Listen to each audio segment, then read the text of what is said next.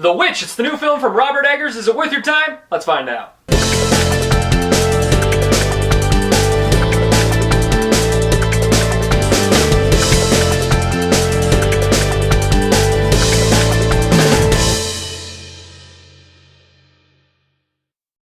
Welcome to the Cat Biter Show, the show where I do the very difficult task telling you whether a movie's worth your time or not and deserve a spot in your movie collection. As always, I'm Ash, and today we're going to be talking about The Witch. So let's go ahead and scratch that whole meet a goat, become friends with a goat part off our bucket list, because no thank you anymore.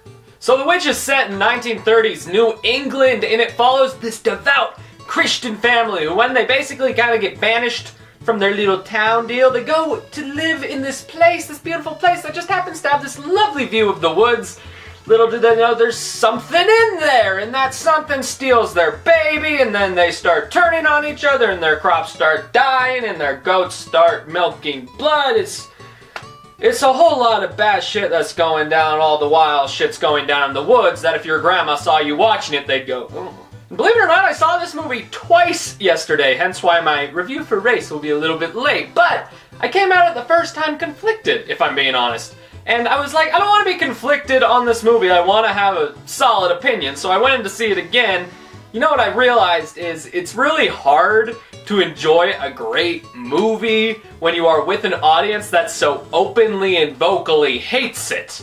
Subtract them, and we get one of the best horror films I've seen in years. I dug The Witch for completely different reasons than I thought I would, and I will get into those reasons at the end. First, I need to talk about the filmmaking in this movie because it is incredible. I mean, this is one of the most well-made films I have seen in a while. Like, for one, the cinematography is gorgeous. The way the film is shot is perfection. The camera work is so good. And on top of that, the set and costume designs are so genuine and authentic to the time period, as well as the actors. It gets to a point where you're like, this is so genuine and authentic to the time period with the costumes, the sets, the actors, and their crazy New England dialogue that you need subtitles to understand, but you're sitting there and you're like, oh, fuck it, that's what they talk like.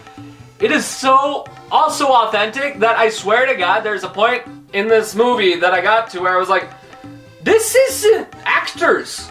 This isn't happening. Like, I swear to God, Robert Eggers, director of this movie, was sitting down with his crew and he was just like, you know, oh hey, here's our movie, and then one guy was like, oh, we should get this actor to star in this, and he was like, no, I have a better idea. I found this time machine out back. We're just gonna go grab people from the past and all their sets. In fact, just bring the cameras. We're all gonna shoot this in the past.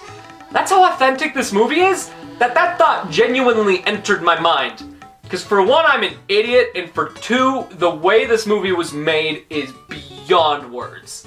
And I mentioned the acting, and it is beyond me. It is so good in this movie. Every actor feels like they were torn right out of the 1630s and just plop, here we go, here's your movie. Like, it's incredible to me. Like, for one, your main actress here is Anya Taylor-Joy, who blew me away. She became the character, she became the time period, and I walked away from this movie going, she's like a female Taron Egerton right now, which, if you know me, that means I want to see her in more shit stat because she blew me away. And then we have the guy who plays the dad, I believe his name is Ralph Ineson or something like that, and I'm at least 98% convinced, and I mean it, that this guy's not an actor and he was actually brought back from the 1630s.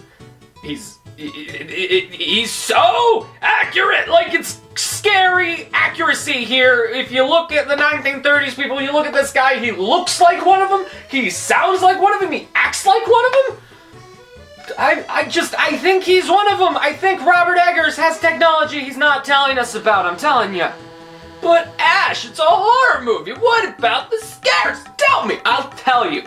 Here's the deal. Remember in the beginning of this review when I was like, this movie surprised me in ways I didn't think it would? Well, these are the ways I didn't think it would. Because I went into this movie, seeing those trailers, seeing them like, it feels like we're watching something we shouldn't be seeing. I'm like, fuck, that sounds scary. And I'll be straight up honest with you.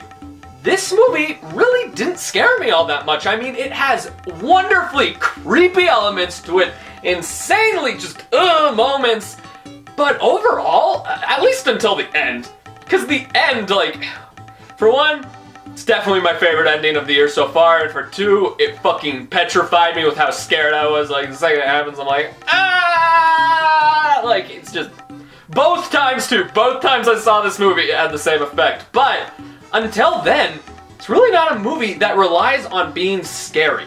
It's a movie that relies on being a well-made movie with a message it's trying to get across. There is a huge focus on the artistry in this film, as opposed to the scares, which definitely turned my audience off of it, because all of them were walking out, that wasn't scary at all, fuck this movie, fucking goddammit. Because when you go into it, you're like, oh hey, this is a movie about a witch, fuck, like, this is gonna be 3 spooky, 5 me. But when you walk out of the movie, yeah, there is a witch there.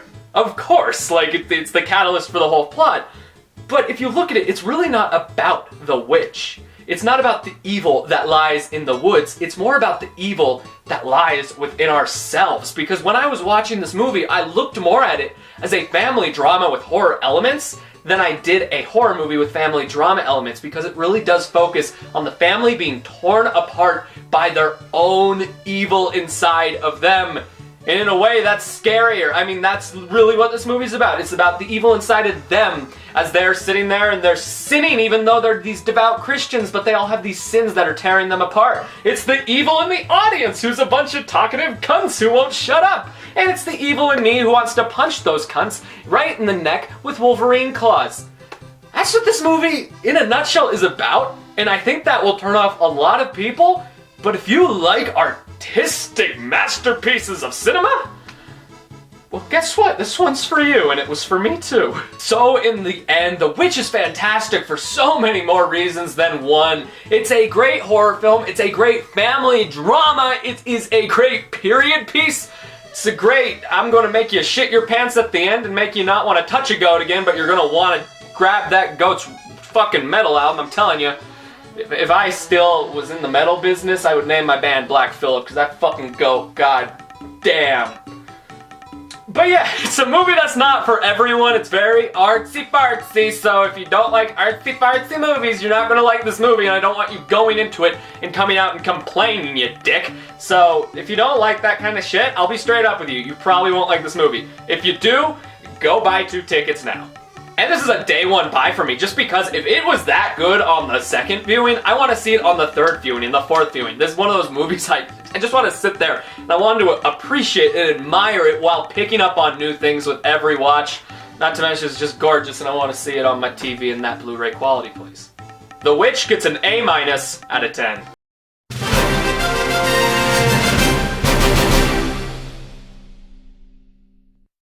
Hey everybody, thank you so very much for watching my video review for The Witch. I want to hear what you think. Have you seen the movie? Did you like it? Did you not like it? Are you going to see it? Are you going to skip it? What are your thoughts? Or leave them in the comment section below, because I want to hear them. And as always, guys, if you like this video, be sure to like, comment, and subscribe. If you like the video that much, consider sharing it. I would be very appreciative. Be sure to follow me on all my social medias. And if you want to get more in touch with me, other awesome YouTubers, and other awesome movie fans like yourself, be sure to join the Enter the Cinephile Facebook group on the Facebooks. It's a Facebook group run by me and Ram from the Ramster. It's a place to come discuss film. Request to join. We will make it so, but most importantly, stay classy. I'm gonna fuck off now because I got some choices to make.